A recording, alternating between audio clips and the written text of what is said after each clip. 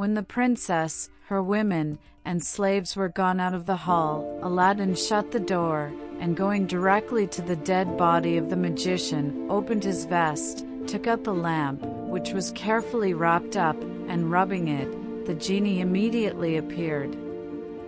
"Genie," said Aladdin, "I command thee to transport this palace instantly to the place from whence it was brought hither." The genie bowed his head in token of obedience, and disappeared. Immediately the palace was transported into China, and its removal was felt only by two little shocks, the one when it was lifted up, the other when it was set down, and both in a very short interval of time. On the morning after the restoration of Aladdin's palace, the Sultan was looking out of his window, mourning over the fate of his daughter, when he thought that he saw the vacancy created by the disappearance of the palace to be again filled up. On looking more attentively, he was convinced beyond the power of doubt that it was his son-in-law's palace. Joy and gladness succeeded to sorrow and grief. He at once ordered a horse to be saddled, which he mounted that instant, thinking he could not make haste enough to the place. Aladdin rose that morning by daybreak, put on one of the most magnificent habits his wardrobe afforded, and went up into the hall of the 24 windows, from whence he perceived the Sultan approaching, and received him at the foot of the great staircase, helping him to dismount. He led the Sultan into the princess's apartment. The happy father embraced her with tears of joy, and the princess, on her side, afforded similar testimonies of her extreme pleasure. After a short interval, devoted to mutual explanations of all that had happened, the Sultan restored Aladdin to his favor, and expressed his regret for the apparent harshness with which he had treated him. "My son," said he, "be not displeased at my proceedings against you. They arose from my paternal love, and therefore you ought to forgive the excesses to which it hurried me." "Sire," replied Aladdin, "I have not the least reason to complain of your conduct, since you did nothing but what your duty required. This infamous magician, the basest of men, was the sole cause of my misfortune." The African magician, who was thus twice foiled in his endeavor to reign Aladdin, had a younger brother, who was as skillful a magician as himself and exceeded him in wickedness and hatred of mankind. By mutual agreement they communicated with each other once a year, however widely separate might be their place of residence from each other. The younger brother, not having received as usual his annual communication, prepared to take a horoscope and ascertain his brother's proceedings.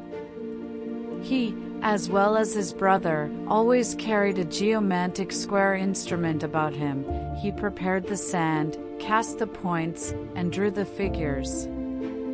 On examining the planetary crystal, he found that his brother was no longer living, but had been poisoned, and by another observation, that he was in the capital of the Kingdom of China, also, that the person who had poisoned him was of mean birth, though married to a princess, a sultan's daughter.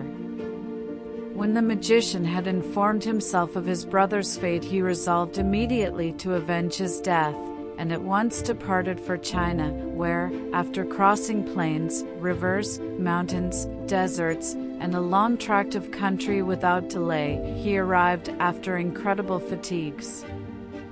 When he came to the capital of China, he took a lodging at a khan. His magic arts soon revealed to him that Aladdin was the person who had been the cause of the death of his brother. He had heard, too, all the persons of repute in the city talking of a woman called Fatima, who was retired from the world, and of the miracles she wrought. As he fancied that this woman might be serviceable to him in the project he had conceived, he made more minute inquiries, and requested to be informed more particularly who that holy woman was, and what sort of miracles she performed. "What," said the person whom he addressed, "have you never seen or heard of her? She is the admiration of the whole town for her fasting, her austerities, and her exemplary life.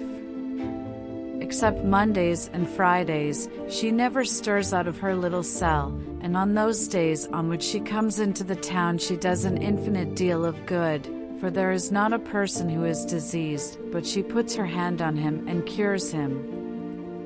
Having ascertained the place where the hermitage of this holy woman was, the magician went at night, and plunged a poniard into her heart, killed this good woman.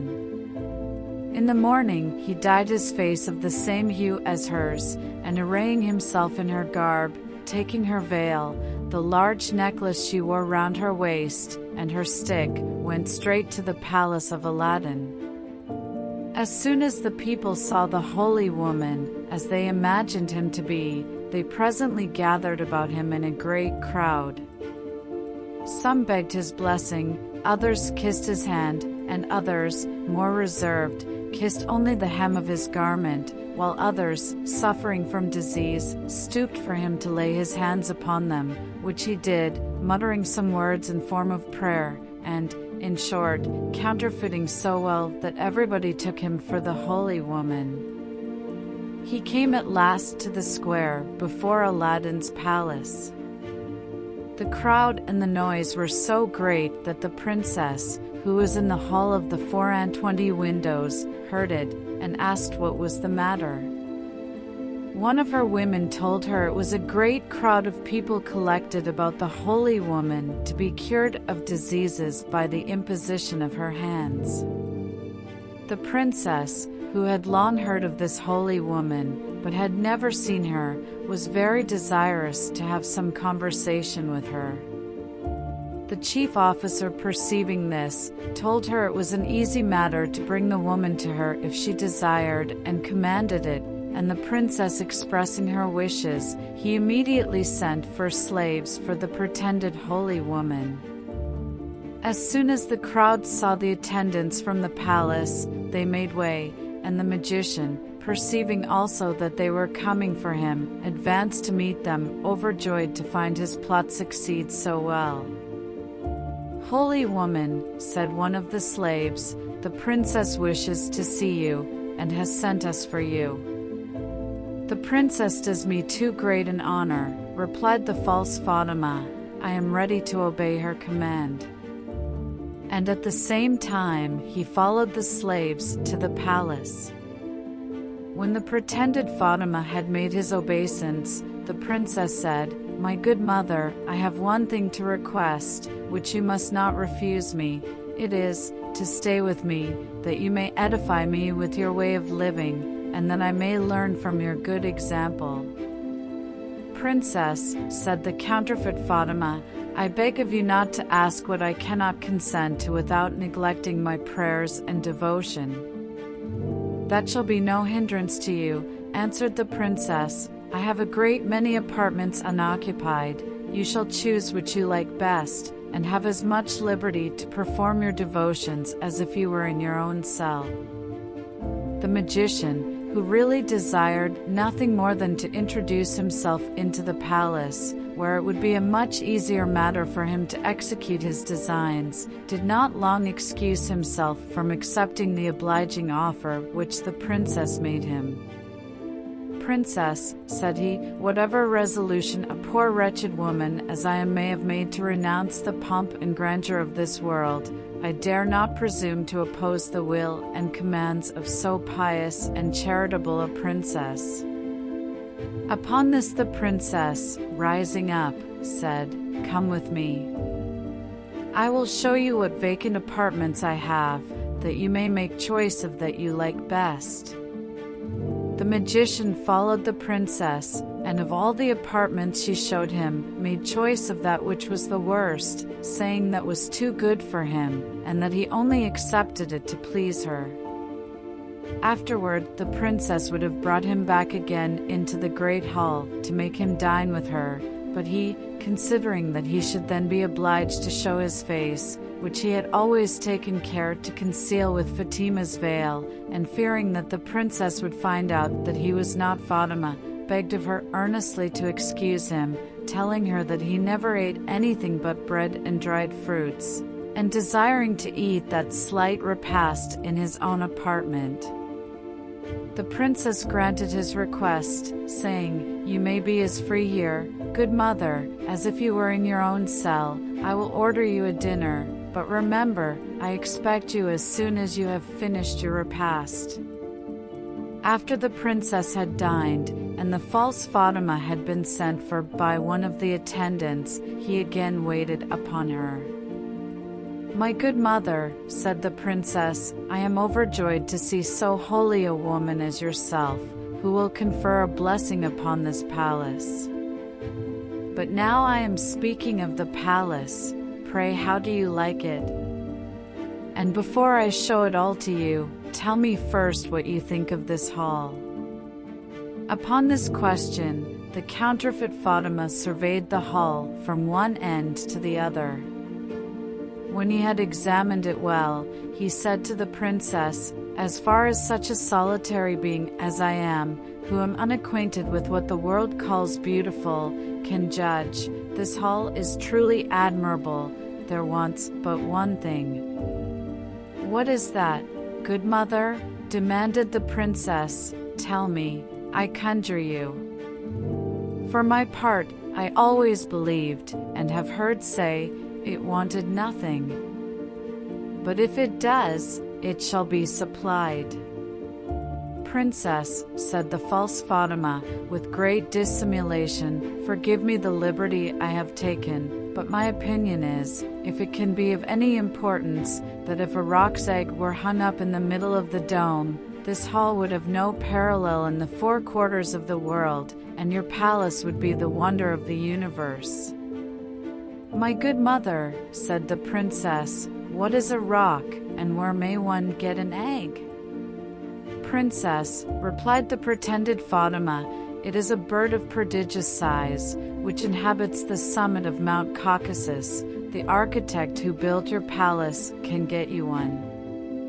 After the princess had thanked the false Fatima for what she believed her good advice, she conversed with her upon other matters, but she could not forget the roc's egg, which she resolved to request of Aladdin when next he should visit his apartments. He did so in the course of that evening, and shortly after he entered, the princess thus addressed him, "I always believed that our palace was the most superb, magnificent, and complete in the world, but I will tell you now what it wants, and that is a roc's egg hung up in the midst of the dome." "Princess," replied Aladdin, "it is enough that you think it wants such an ornament. You shall see by the diligence which I use in obtaining it, that there is nothing which I would not do for your sake." Aladdin left the Princess Badr al-Buddoor that moment, and went up into the hall of 24 windows, where, pulling out of his bosom the lamp, which after the danger he had been exposed to he always carried about him, he rubbed it, upon which the genie immediately appeared. "Genie," said Aladdin, "I command thee, in the name of this lamp, bring a roc's egg to be hung up in the middle of the dome of the hall of the palace." Aladdin had no sooner pronounced these words than the hall shook as if ready to fall, and the genie said, in a loud and terrible voice, "Is it not enough that I and the other slaves of the lamp have done everything for you, but you, by an unheard of ingratitude, must command me to bring my master and hang him up in the midst of this dome? This attempt deserves that you, the princess, and the palace should be immediately reduced to ashes, but you are spared, because this request does not come from yourself. Its true author is the brother of the African magician, your enemy whom you have destroyed. He is now in your palace, disguised in the habit of the holy woman Fatima, whom he has murdered. At his suggestion, your wife makes this pernicious demand.